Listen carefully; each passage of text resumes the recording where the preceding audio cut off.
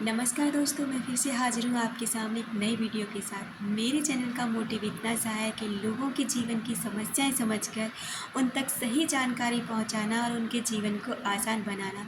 Subconscious mind की power, law of attraction, law of Karma और relationship के बारे में मैं यहाँ बात करती हूँ। अगर आप ऐसे वीडियोज़ के साथ इंटरेस्टेड हैं तो बने रहें मेरे साथ। चलिए बात करते हैं कि आज का हमारा टॉपिक खास रिलेशनशिप के ऊपर है कि हम अपने संबंधों को कैसे बेहतर बना सकते हैं, कैसे कोई भी बिगड़ा हुआ संबंध हम ठीक कर सकते हैं, फिर से वही खुशी, ताजगी और प्यार पैदा कर सकते हैं।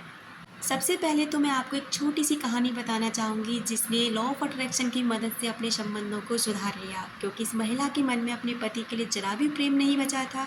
दरअसल वह तो उसके करीब भी रहना बर्दाश्त नहीं कर पा रही थी। उसका पति भी उसकी शिकायतें करना, आलोचनाएं करना और हर समय बीमार रहना, डिप्रेशन का शिकार और क्रोधी प्रवृत्ति का था। महिला अपने 4 बच्चों के साथ बुला वला कहकर अपमानित किया करता था। जब महिला ने प्रेम देने की शक्ति के बारे में सीखा तो उसने वह निर्णय लिया कि वह अपने वैवाहिक जीवन की समस्याओं को खत्म करके और नया जीवन शुरू करेगी। यह निर्णय लेते ही सबसे पहले तो उसके घर का माहौल बहुत हल्का हो गया और अपने बच्चों के साथ उसके संबंध बेहतर होने लगे। अब उसने क्या किया कि अपने पुराने फ़ोटोज़, यानी कि जो उसकी शादी के फ़ोटोज़ थे, उसने उसे निकाले और डेस्क पे रख लिए। वो उन्हें बार बार निहारती, बार बार देखकर खुश होती कि हम दोनों का रिश्ता पहले कितना अच्छा था, कितना मधुर था और हम कितने प्यार से रहते थे। धीरे धीरे जब वो उन चीज़ों के बारे में करने लगी, सोचने लगी, महसूस करने लगी, तो आपको पता है क्या चमत्कार हुआ। कुछ ही महीनों के बाद उसके पति का डिप्रेशन ठीक हो गया, उसकी हालत ठीक हो गई और वही पति आज उसके साथ इतने प्यार से रहने लगा है कि जहां वो पहले दूर भागते थे, आज वही एक दूसरे के पास आने के बहाने ढूंढते हैं। संबंधों में प्रेम देने के साथ एक पैच है जिसने कई लोगों को उसका मनचाहा जीवन पाने से रोका है। यह पैच इसलिए है क्योंकि लोगों ने दूसरों को प्रेम देने का गलत मतलब समझ लिया है। दूसरों को प्रेम देने का क्या मतलब है, इसे पूरी तरह स्पष्ट करने के लिए पहले तो आपको यह समझना होगा कि दूसरों को प्रेम न देने का क्या मतलब है। सामने वाले व्यक्ति को बदलने की कोशिश करना प्रेम देना नहीं है।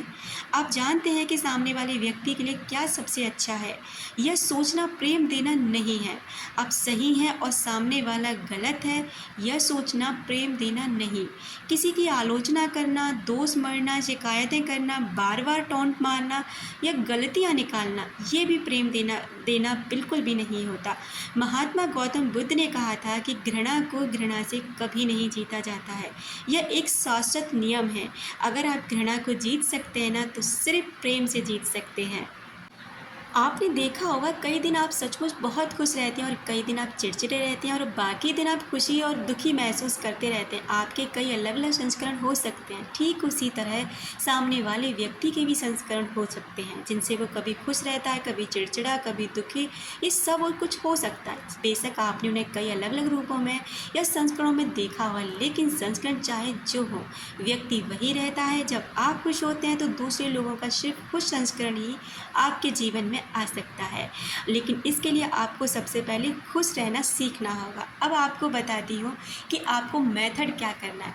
देखिए, अगर कोई भी संबंध आपका बहुत ख़राब हो चुका है, बहुत ही ज़्यादा ख़राब है और अब आपको लगता है कि वो संबंध नहीं सुधर सकता और फिर भी आप उसे सुधारना चाहते हैं, तो सबसे पहली बात तो आपने यही जीत हासिल कर ली, क्योंकि आप उस संबंध को सुधारना चाहते हैं।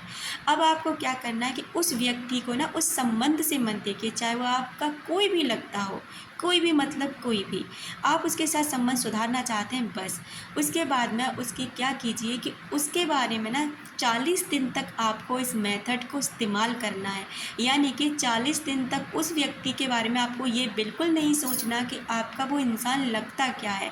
आपको सिर्फ इतना सोचना है कि उसके अंदर क्वालिटीज़ क्या क्या हैं, जिस वजह से आप उसके संबंध में उसके साथ पहुँचे, आपने उसके साथ रिलेशन बनाया, आपका उससे प्यार हुआ, किस वजह से हुआ। बस उन चीज़ों को ढूंढिए, उन गुणों को ढूंढिए जिसकी वजह से आप उसे आज भी याद करते हैं।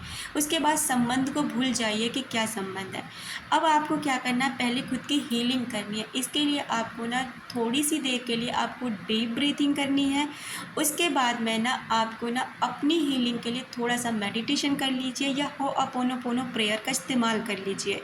उसके बाद में ना उस व्यक्ति के गुणों के बारे में रोज़ लिखना शुरू कर दीजिए। लीजिए। जैसे अफर्मेशंस लिखते हैं ना कि आपके अंदर ये क्वालिटी, यानी कि आप ऐसे सोचिए कि उस व्यक्ति के अंदर, उसका नाम लेकर के भी आप लिख सकते हैं, उस व्यक्ति के अंदर, उस इंसान के अंदर ये क्वालिटी है और ये क्वालिटीज़ मुझे बहुत पसंद है, ये इंसान मेरे को इसलिए पसंद है क्योंकि इसके अंदर ये क्वालिटीज़ हैं।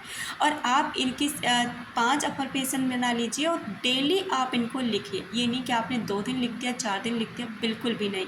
आपको हर दिन इन अफर्मेशंस को लिखना है और उसके बाद ना उस व्यक्ति के बारे में सकारात्मक सोच रखनी है। जो भी आपका उसके साथ में हुआ, झगड़ा हुआ, आर्ग्यूमेंट्स हुए, सब भूल जाइए, सब नेगेटिविटी को निकाल फेंकिए। अगर आपको संबंध ठीक करना है ना, तो इतना आपको करना पड़ेगा। उसके बाद ना उस व्यक्ति के बारे में सिर्फ़ और सिर्फ अच्छी अफर्मेशन, पॉजिटिव अफर्मेशन भेजिए, थॉट्स रखिए, लव वाइब्रेशन जो भी भेज सकते हैं आप नॉर्मली भेजिए, और नहीं भेजना चाहते ना तो कुछ मत भेजिए, बस नेगेटिविटी मत भेजना और पॉजिटिव चीज़ों को लिखते रहिए। 40 दिन बाद आप खुद इसमें ना बदलाव देखेंगे और आप सच में हैरान हो जाएंगे कि वो व्यक्ति आपके प्रति बहुत कुछ बदल चुका है, क्योंकि आप बदल चुके हैं, क्योंकि आपने उसके प्रति जो भी रवैया था, आपकी जो सोच थी, आपने वो बदल लिया।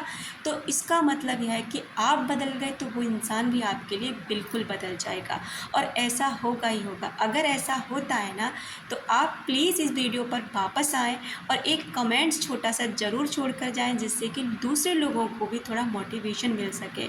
उम्मीद करती हूँ दोस्तों कि ये वीडियो आपको थोड़ी सी भी अच्छी लगी होगी। अगर लगी हो तो एक छोटा सा लाइक देकर ज़रूर जाएं। अपना रखें ख्याल और अपनों का रखें ख्याल। मिलते हैं अपनी नेक्स्ट वीडियो में। Thank you so much.